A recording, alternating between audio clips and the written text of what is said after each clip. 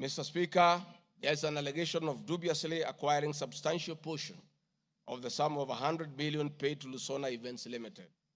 My response, Mr. Speaker, is just like in the above other matter. I have read the motion to me.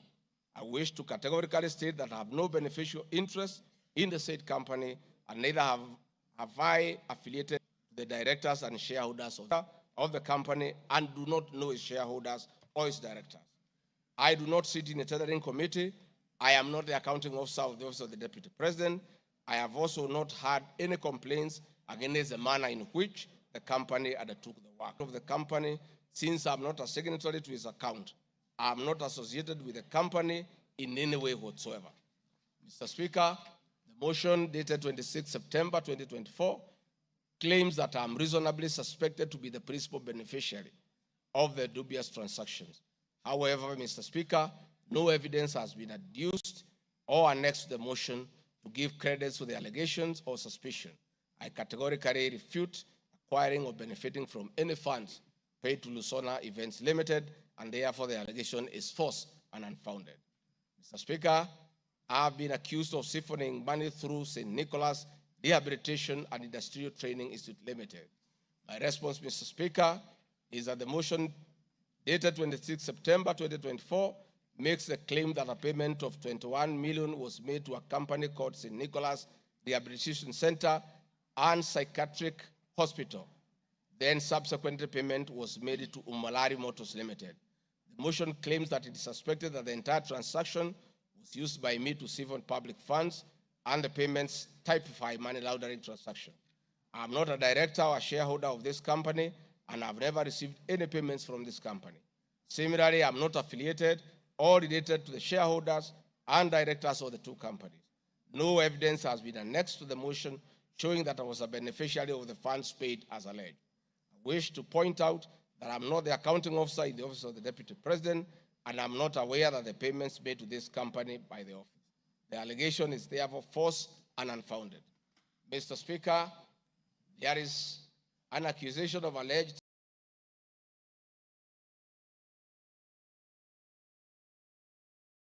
lawful actions taken in good faith in lawful performance of their work. This provision is not a bar on freedom of expression guaranteed under Article 33 of the Constitution, nor a bar of the right to seek redress for legal wrongs simply because a wrong is committed by a judge. They exit multiple legal fora in which to take action against a judge for any actions that are not lawful. My statements were protected speech consequent to a decision by the learned judge in a matter involving my personal assets, which I disagreed with and found to be wholly unfair. The matter having been concluded at that stage, my criticism of the decision was not sub judice, nor in any manner prohibited by law. While I respected the ruling of the learned judge, I was in absolute disagreement with it. Contrary to the assertions in the special motion, I did not falsely threaten to bring action against the learned judge. I took actual legal action available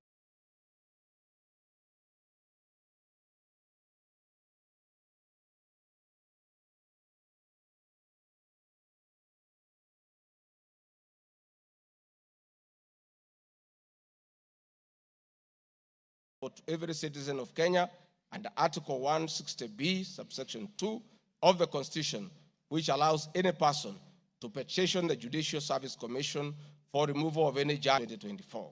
The complaint being live before JSC, discussion of the conduct of the learned judge in the said manner here would be sub judice. A copy of the complaint is annexed herewith and marked Annexure RG 24.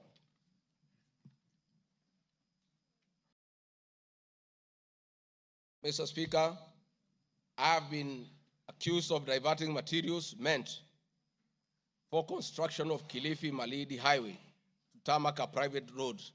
In response, Mr. Speaker, I reiterate that Vipingo Beach Resort is registered in the name of the estate of my late brother, Honorable James Gachagua. Number two, the facts are as follows. King Charles III visited Kenya between 30th October 2023 and 30th November 2024. During his state visit, one of the designated places where King Charles III was to visit was Kuruitu Marine Conservancy, which shares a road with Vipingo Beach Resort. I have annexed a copy of the program for the state visit to Kenya by King Charles III, marked as Annex RG 25, which at page 13 on items 63 and 64 shows his departure and arrival at Kuruitu Marine Conservancy. There are several media reports confirming the visit by King Charles III to Kuruitu Marine Conservancy. I have annexed extracts of the media reports by the Star newspaper dated 7 November and by African News marked as Annexure RG 26. My understanding is that the road to Kuruitu Marine Conservancy was upgraded in respect of this visit, which also to benefit the local community, including amenities like Cheriani Secondary School, Cheriani Primary School, a mosque, and a public market as part of the corporate social responsibility. I wish to point out that the alleged road, that is Takaungu Shariani Vipingo, is a public road and not a private road leading to any property associated with the Deputy President, but a public road. Mr. Speaker, I have been accused of undermining the President and the Cabinet by allegedly making contradictory public statements from the position taken by Cabinet regarding the evacuation of the people residing along the Nairobi River. My response, Mr. Speaker, is that Article 147 of the Constitution provides that the Deputy President shall be the principal assistant of the President and shall deputize the President in execution of the President's functions. Article 28, which states that every person has inherent dignity and the right to have the dignity respected and protected. Article 29C, Mr. Speaker, states that every person has the right to freedom and security of the person, which includes the right not to be subjected to any form of violence from either public or private sources.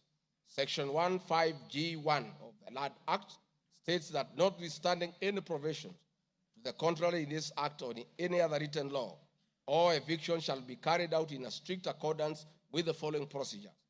Be preceded by proper identification of this taking part in the eviction or demolitions.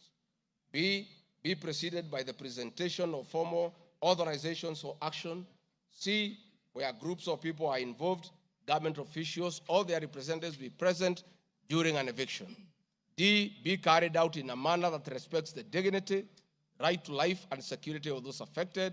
E, include special measures to ensure effective protection to groups of people who are vulnerable, such as women, children, the elderly, and persons with disabilities, including special measures to ensure that there is no arbitrary deprivation of property or possessions as a result of the eviction. This includes mechanisms to protect property and possessions left behind involuntarily from destruction, to respect the principles of necessity and proportionality during the use of force, and give the affected persons the first priority to demolish and salvage their property. Critically, our Constitution provides at 147(2) that first the Deputy President shall perform the functions conferred by this Constitution and any other functions assigned by the President. Pursuant to Article 3 of the Constitution, I, as well as every other citizen of Kenya, and state or public officers have an obligation to respect, uphold, and defend this Constitution in performing any of my functions. This, the national values and principles of governance contained in Article 10 of the Constitution, by those state organs, public officers, and all persons, including myself as Deputy President, wherever we make or implement public policy decisions. In addition to this matter, Mr. Speaker, these national values and procedures include the rule of law, democracy and participation of the people, human dignity, equity, social justice, inclusiveness, equality, human rights, non-discrimination, and protection of the marginalized. Adherence to these principles become extremely important when we as state officers are contemplating legal evacuation of citizens with a duty to avoid inhuman forced eviction that will be contrary to our Constitution and international law. While campaigning with President William Ruto, and subsequently when I was sworn in as Deputy President, the President and I promised as a key pillar of the Kenya Kwanza government that there will be no forced or unlawful evictions and that all evictions will be human and entail legal compensation. Mr. Speaker, the Office of the Deputy President has undertaken extensive engagement with all parties in regard to cabinet decisions on eviction, which I fully support, including the Nairobi River, which is an entity under the Office of the Deputy President and the County Government of Nairobi. Adherence to these principles become extremely important when we, as state officers, are contemplating legal evacuation of citizens with a duty to avoid inhuman forced evictions that will be contrary to our Constitution and international law. Guideline number 6 of the United Nations General Assembly Guidelines for the implementation of the rights to adequate housing prohibits forced evictions, and that the state should ensure that any eviction under domestic law are fully compliant with international law. The guidelines further require meaningful engagement with communities to ensure that the rights of residents are implemented cooperatively without the need for eviction procedures or police enforcement. Of government directives on the eviction, save for the fact that on being informed that the persons residing along Nairobi River would be evicted at 10,000 shillings only, which I and many other Kenyans felt was inadequate compensation for eviction. I insisted that the government should abide by the constitutional dictates and international norms while implementing any cabinet decisions, including eviction, and maintain the dignity of the citizens of Kenyans facing eviction. My statements did not and cannot be construed to undermine the president by insisting that people should not be evicted inhumanly and without adequate compensation. Mr. Speaker, I've been accused of undermining devolution by allegedly holding a meeting in Nairobi Wakulima Market. The motion alleges that on 28 September 2024, I unlawfully interfered with the running of the Nairobi City County government by holding a public rally where I allegedly incited citizens against lawful directives of the county government on planning and allocation of markets. My response, Mr. Speaker, is that the motion alleges that on 20 September 2024, I unlawfully interfered with the running of the Nairobi City County government by allegedly inciting citizens against lawful directives. Article 6(2) of the Constitution provides that the government at national and county levels are distinct and interdependent and shall conduct their mutual relations on the basis of consultation and cooperation. This being the case, it cannot be said that there is a violation of the Constitution when someone from the national government makes a comment on matters relating to county governments.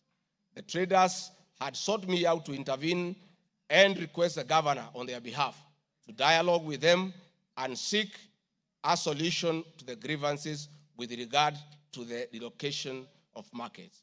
I request that a video, annexed RG Video 3, be played for the benefit of members to say what I said.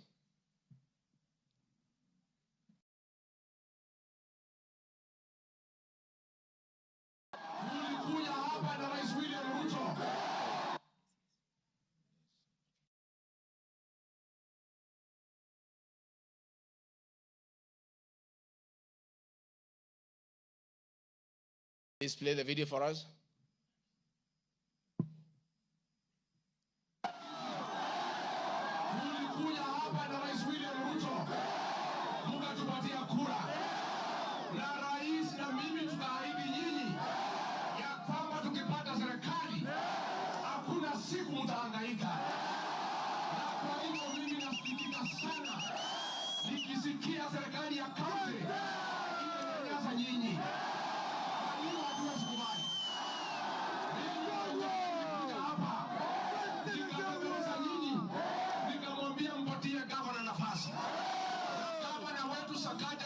Tukakubaliana ya kwamba akiwa gavana wa Nairobi, Rais William Ruto akiweko, mdogo wake, wafanyabiashara wetu watapata nafasi ya kufanya kazi yao.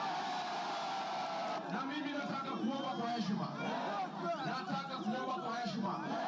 wale wote ambao tumepatiwa nafasi ya uongozi na Wakenya, tukumbuke ya kwamba tulipata nafasi ya kuongoza kupitia kwa kura ya wananchi. Tukumbuke ya kwamba wakubwa wetu, wadosi wetu ni Wakenya, na hakuna siku tutaweza geuka Wakenya. Ndio walitupatia nafasi ya uongozi. Si nyinyi mlituandika kazi? Kwa hivyo mimi niseme ya kwamba niliuliza gavana mketi chini, kuwe na mazungumzo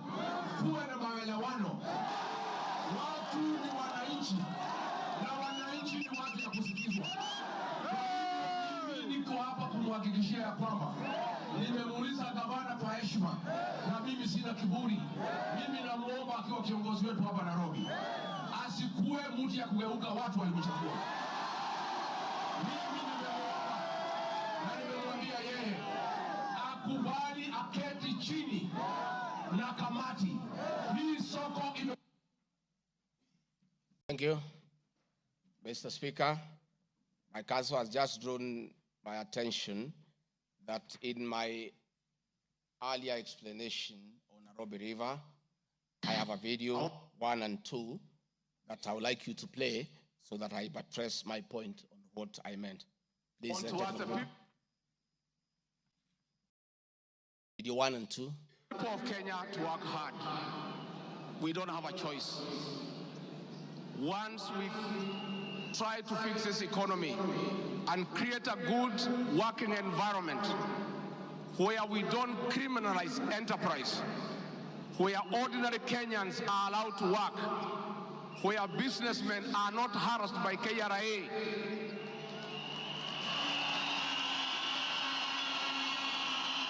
where goods belonging to the people of Kenya will never again be touched by overzealous public servants.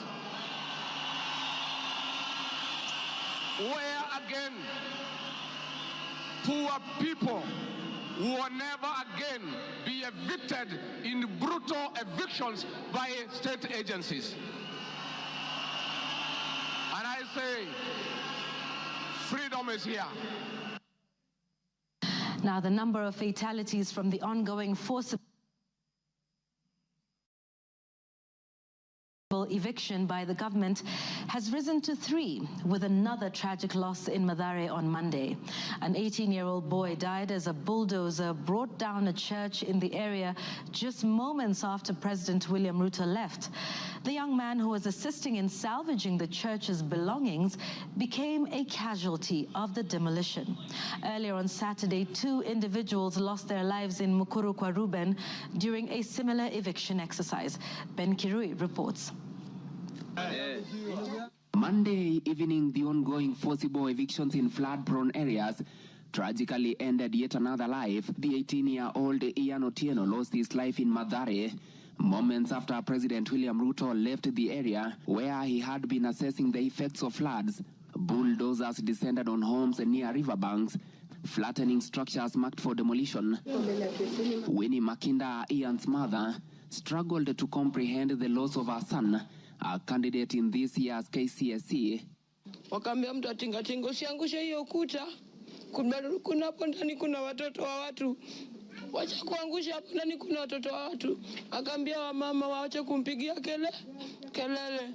Reports indicate that Ian Otieno was trying to salvage church properties when the bulldozer brought down the wall, leading to his sudden demise.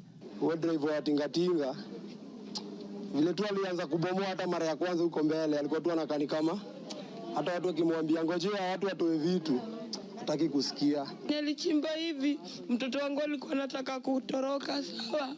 Unasikia alishika mtoto wangu na hiyo kitu hapa. Mtoto wangu akienda hivi, mtoto wangu ana hivi. His death led to demonstrations by residents, prompting police intervention. The law enforcers lobbed tear gas canisters to disperse rioting residents. Watu wakachukua mwili tena tuonyeshe maskari yenyewe wametulia mtoto. Maskari kutuona kwa gate wakaanza kutoa gun, wakaanza kulipua shoot. Residents insist they will comply with government orders to vacate houses along riparian lands only if provided with alternative housing solutions. Saturday's demolitions in Mukuru kwa Ruben claimed 2 lives and injured 3 others, sparking outrage among residents who blamed the government for forcible evictions despite many not yet being relocated. Last week, the government mandated the evacuation of all residents from risky areas within 48 hours, including those near dams, those in areas prone to mudslides, and Kenyans residing on riparian lands. Ben Kirui, Citizen TV, Nairobi. Hakuna tena mambo ya evictions katika Nairobi. Kama kutakuwa na maneno, ni maneno ya relocation ambayo itakuwa ni kwa utaratibu bila mwananchi kuvunjiwa nyumba. Uwezi kutoka nyumbani alafu unarudi jioni unakuta masufuria barabarani na blanketi sijui imekaa wapi. That one will not happen again. We want to make sure that we are an orderly, humane society that respects the right of everybody, irrespective of who they are or irrespective of their financial status. We are all equal before the Constitution. Tumekubaliana watu wa Nairobi? Vijana tumekubaliana? Thank you, Mr. Speaker. That was President William Ruto talking the same language as his deputy, that brutal and forceful evictions have no place under this administration. We have seen a video of brutal eviction. We have seen young children crying in tears. The deputy president is being accused of undermining his boss by just doing what his boss said, that we should never forcibly, brutally evict the people of Kenya. Mr. Speaker, the leadership of Nairobi business traders approached me sometime in March 2024 at the official residence to discuss multiple issues affecting business and requested engagement in the solution and intervention on these issues. Consequent to this meeting, I directed that short, medium, and long-term strategies be undertaken, coordinated by the Office of the Deputy President, to address the issues raised that cut across various agencies, including KRA, Kenya Post Authority, Anti-Counterfeit Authority, Kenya Bureau of Standards, the National Police Service, and the Kenya Copyright Board. On 11th April 2024, the Small Traders and Government Agencies Technical Committee, coordinated by my office, held a meeting to discuss issues raised by the small traders, including Muthurwa Market, attended by the Office of the Deputy President staff, in a supportive role in keeping with the draft framework of cooperation and engagement between the government, the Nairobi City County Government, and Nairobi business traders. Subsequent this, Mr. Speaker, is clear that my office have been having meetings with the governor of Nairobi on various matters affecting the people of Nairobi, and hence the Deputy President cannot be accused of undermining devolution. Mr. Speaker, I've been accused of undermining devolution by allegedly holding meetings to fight alcohol.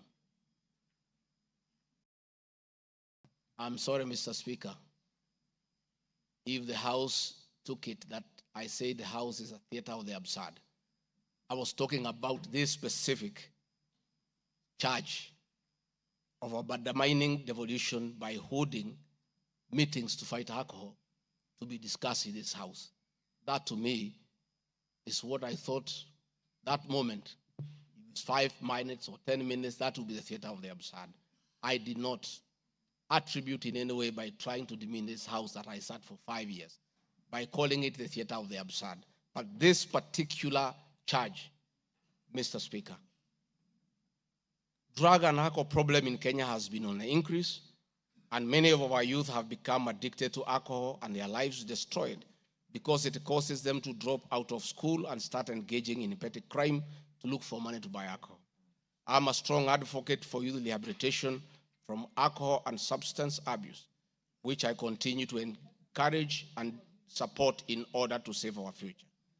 With regard to alcohol control and regulation, I wish to state that I have held several meetings with the governors in Meru, Chuka, in Mombasa, in Nakuru, in Nyeri, and the efforts that President William Ruto asked me to lead in eradication of illicit brew has been very successful, and we have been working with governors and county assemblies who have been developing legislation on the control of licensing of alcoholic drinks. If there is one program that has had the best working relationship between county governments and the national government, it is this particular program. I'm a bit emotive about illicit alcohol because I lost my brothers. One who was a medical doctor to alcohol, another who was a farmer to alcohol. I take it passionately. I don't know who complained about this particular charge.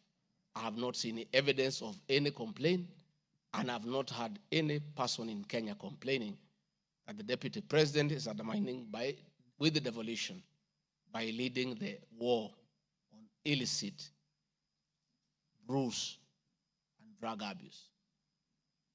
Whatever this House decides tonight and the other subsequent House, whatever happens to Rigathi Gachagua, whether he's in or out of office, this war must continue and must be won for the sake of our children.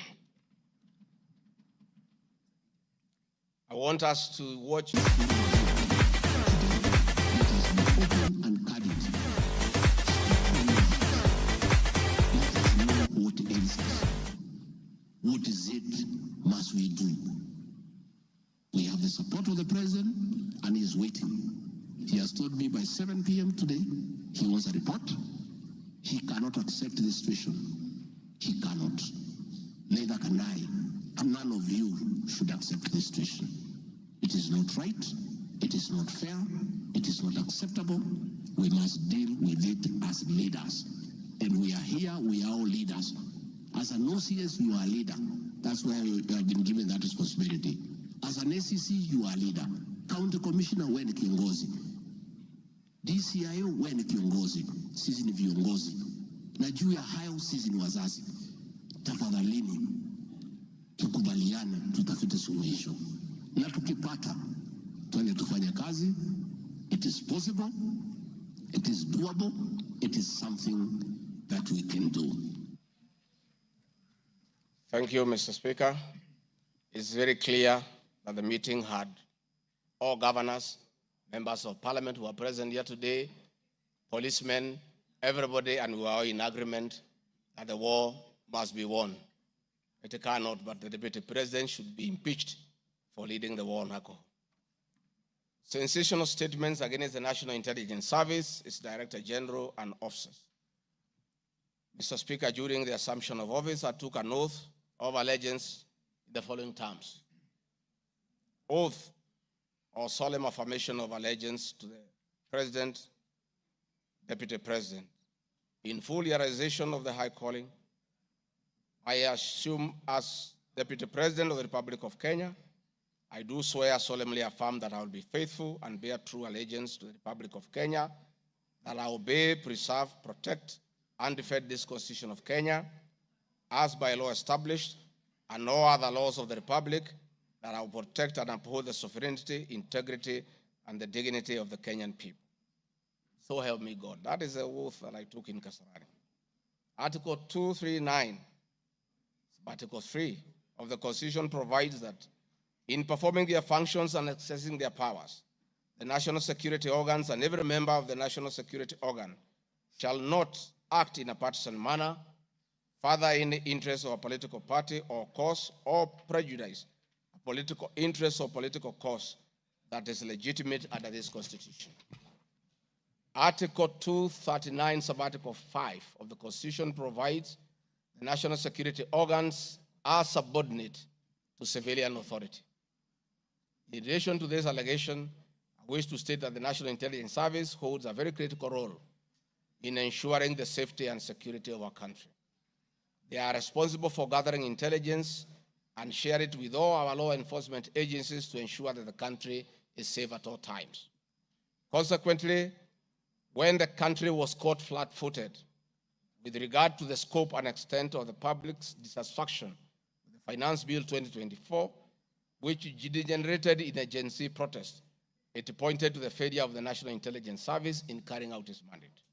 I am persuaded that the National Intelligence Service ought to have known beforehand that the public was completely opposed to the finance bill, and they ought to have briefed the president before the protest began, and this would have caused a change of tact by government regarding the proposed bill and the protest, which culminated in the loss of innocent lives and destruction of property, could have been avoided. Hence, I expressed my opinion on this in my public media briefing in Mombasa, and my utterances were not any different from what happens in other countries when there is a lapse or failure by the intelligence agencies. The nation has witnessed unfortunate instances of several extrajudicial killings, abductions, and disappearances. I firmly believe that if the National Intelligence Service had acted diligently, these instances would not have been witnessed. Under the Constitution, the government agencies are supposed to be accountable to the Kenyan people, including the National Intelligence Service, and calling them out when a dereliction of duty does not amount to undermining them. I am also aware that the Kenya Kwanza government has been at the forefront in calling out officers who do not seem to understand their work. Recently, my boss, the president, publicly complained that there are some PSs and CSs who did not seem to understand their role. Please play for me video number 5, RG5. On President William Ruto has today described some members of his cabinet as utterly clueless and uninformed about the dockets they occupy. And in a sign of trouble for cabinet secretaries, the State House gates were shut for those who arrived late, with both President Ruto and his deputy Rigathi Gachagua giving a sharp tongue lashing to the latecomers. And our Citizen TV's Timotai Goin reports the atmosphere at the State House, Nairobi, left little doubt on President Ruto's disappointment with a vast section of his 22-member cabinet.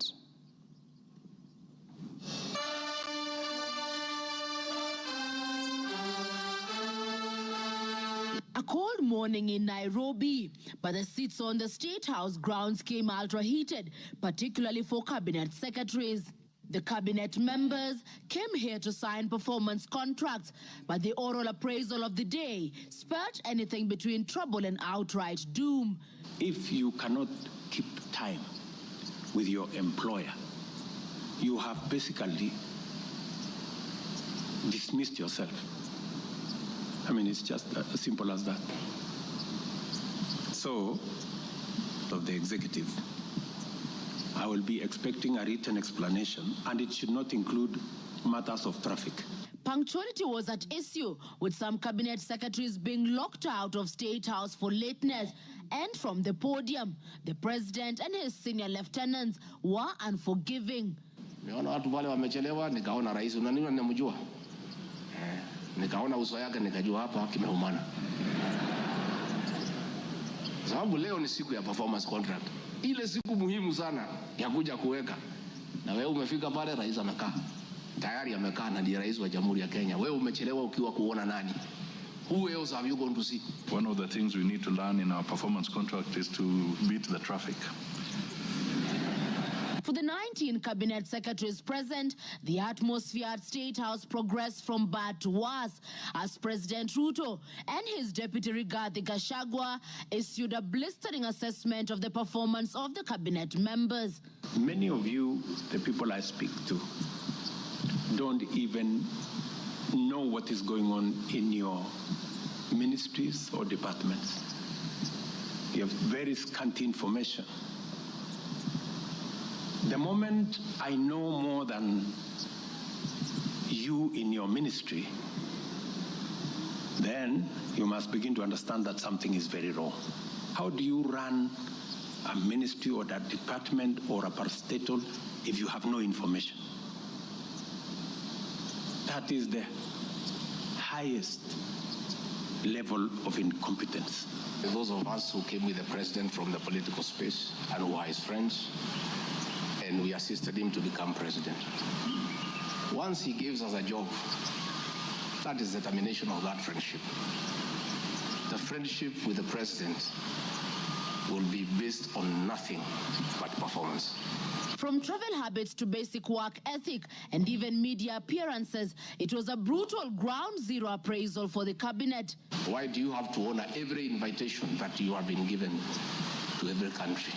Your Excellency, at times we have tried to hold cabinet committees, we can't. 5, 6, 7, 8 ministers are out of the country. Some change clothes at the airport from one country to another. That is the truth. Why can't you regulate yourself? If the president was to travel and honor every invitation, he will be out of this country the whole year. You just have to decide what is useful and other things you can leave to our ambassadors out of the country. So when you hear my deputy saying, find time travel, but travel and see the people who have hired us. You know, go to different parts of Kenya so that you can get feedback from the public. We have done so much as an administration, but the information is not out there. Our ministers are quiet. They are called for TV interviews, they don't show up to say what they have done. And then the media have a field day because nobody talks for government. I would rather we spend more time explaining to the people of Kenya what we have done in our respective dockets as opposed to travel. And if we have to travel, let's travel up country to where our wananchi are and explain what we are doing. And I remember I called CS Chelugui. I didn't find him, so I called his PS. And I found her, and I explained to her, I told her, look, the public is not understanding this. Did I call you or not on Sunday? You know, I told you this is what the public is saying. Please do more sensitization on Hustler Fund Phase 2. With a very public expression of disappointment in his cabinet, President Ruto has triggered speculation on changes in government as his administration approaches the end of its first year in office. From punctuality to work ethic and general performance, the proverbial axe could well fall somewhere. With the performance contracts expected to foster a culture of high performance in the public service and also ensure that public resources are properly utilized, it is also set to offer a framework for President William Ruto to reward performers and also institute sanctions on non-performers. We have the most incompetent Inspector General of Police, I think, in the world. The most incompetent in the whole world. His incompetence may not necessarily play out when things are working, but when things get to a head and you need some decisions to be made, I can tell you for sure, the gentleman we have as an IG cannot make any decision. Nataka tumwambie ule mtu wa sinema mingi anaitwa nani ule mtu? Ule sijui anaitwa DCI, ule anaitwa nini? Ule mtu anaitwa Kinoti. Awache ujinga. Huyo bwana Kiboti awache ujinga. Sio kama tunaelewana. Huyo Kinoti hakuna kitu amefanya kwa hii Kenya ya kisiasa. Yeye ni mtu ya sinema. Anaendesha makesi kwa magazeti. Anatuandikia barua, sijui barua ya kilomita ngapi. Mr. Kinoti, please save your time. Stop writing to us long letters. Leave matters of elections to IEBC. You have no business in IEBC. You have failed as DCI. We don't want you to fail our elections. Tunaelewana? Huyo bwana Kinoti awache hiyo ujinga yake anaendesha pale, kwa sababu anatukasirisha. Huyo bwana Kinoti tunataka tumwambie awachane na watu wa IEBC wafanye hii uchaguzi. Alipatiwa kazi ya kufanya criminal investigation. He has never done anything. Ile kesi yote anafanya kesi kwa magazeti. Akiambiwa apeleke evidence kule kotini ameshindwa. So bwana Kinoti, wacha sinema. You have failed and wait for August so that you can. Honorable members, that was President William Ruto as Deputy President, criticizing IG Mutiabai, DCI Kinoti.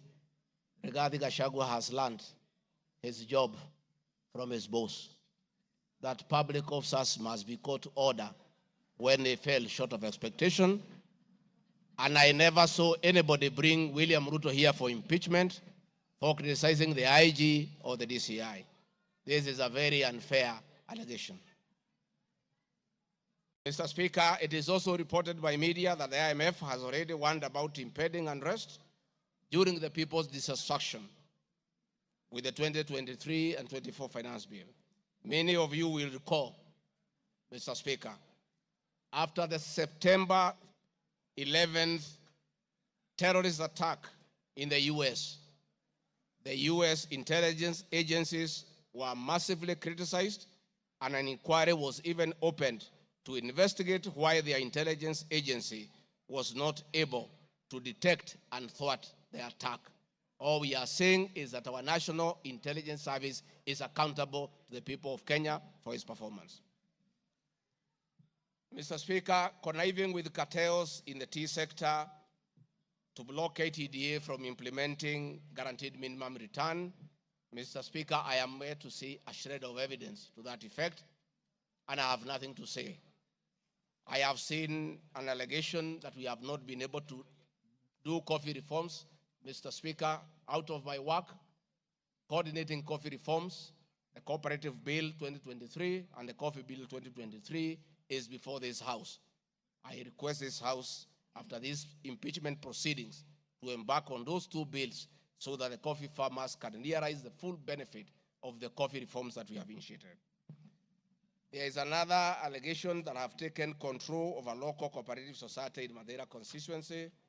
I don't know the name of that constituency, of that cooperative. It is false.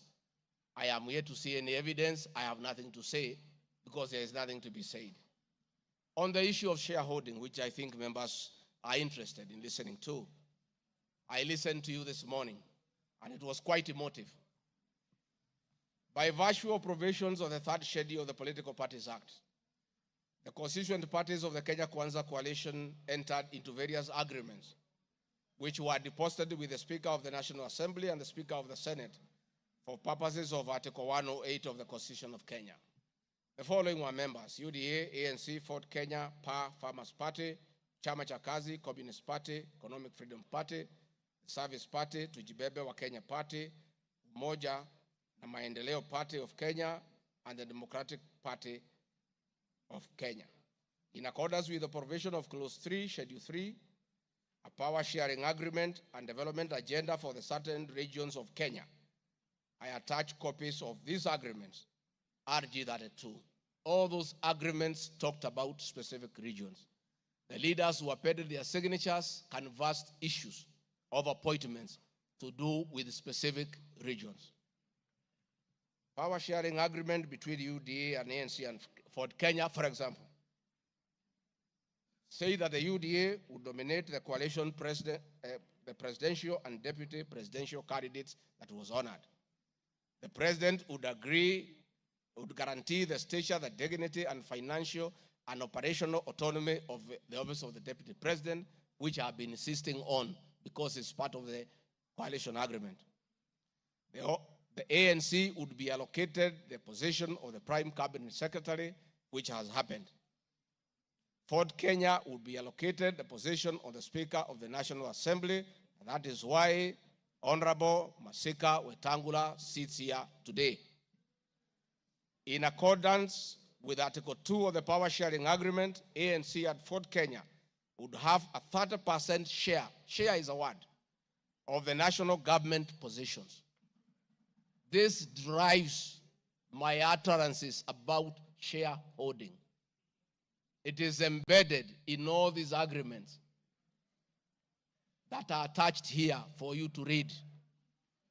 I heard this morning an honorable member saying that the deputy president said the people of Ukambani will not get resources because they did not vote for Kenya Kwanza government. That is not true. The deputy president of the Republic of Kenya does not allocate resources.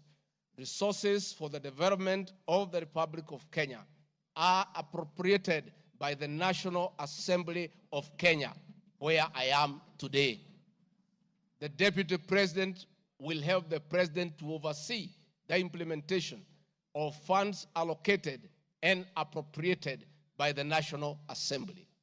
It is therefore not possible that the deputy president of the Republic of Kenya has the capacity to deny any part of Kenya resources because of the way they voted. The decisions on how resources will be allocated for the development of the Republic of Kenya are made here by the honorable members. If your area has no development, please don't impeach the deputy president. Don't accuse him of not giving you resources. You are in this house to make sure that your area where you come from is allocated appropriate resources, because that is your job.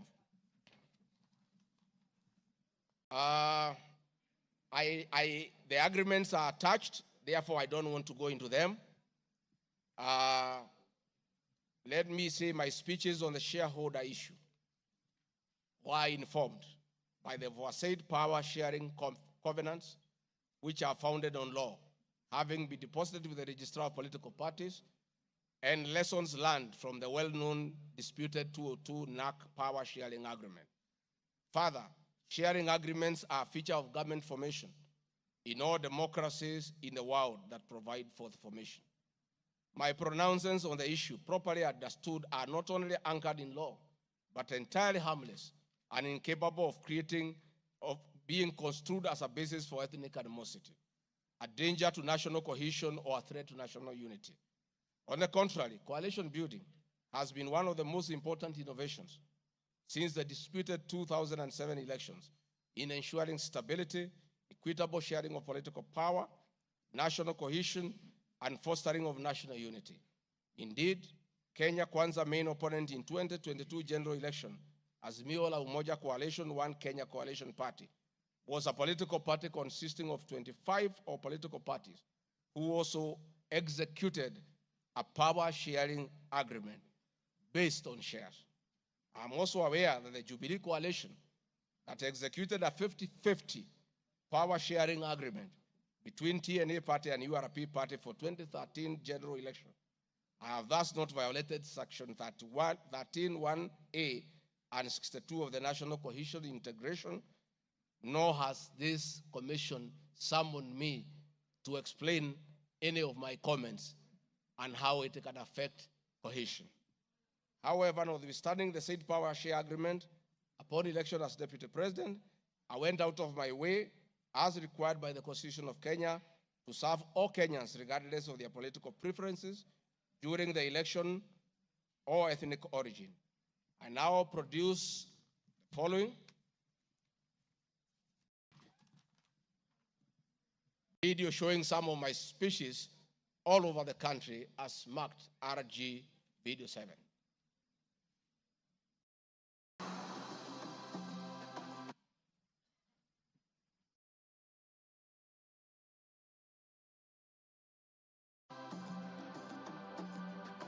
To confirm to the people of Nyanza that the Ruto administration will serve all Kenyans, those who elected us and those who did not. Kenya hii kila mtu afanyiwe kazi, kwa sababu kila mtu nalipa kodi. Mimi sikusema Kenya ni ya shareholders ama makondi. Nilisema serikali, ukiunda serikali, wale wanakusaidia kuongoza. Unatakiwa uweke wengi wale walikuwa na wale walielewa manifesto yako. Mimi nimetembea Kenya. Si mnasema nilikuwa Mombasa, hii hapana mlima. Mimi nilikuwa Wajir, hii hapana mlima. Nilikuwa Garissa, hii hapana mlima. Nilikuwa Mount Elgon. Nandi nimekuja karibu mara 10. Eldoret nimekuja karibu mara 6. Kericho nimekuja mara 4. Tea conference ya chai tulikuwa na nyinyi niliyopa Kericho.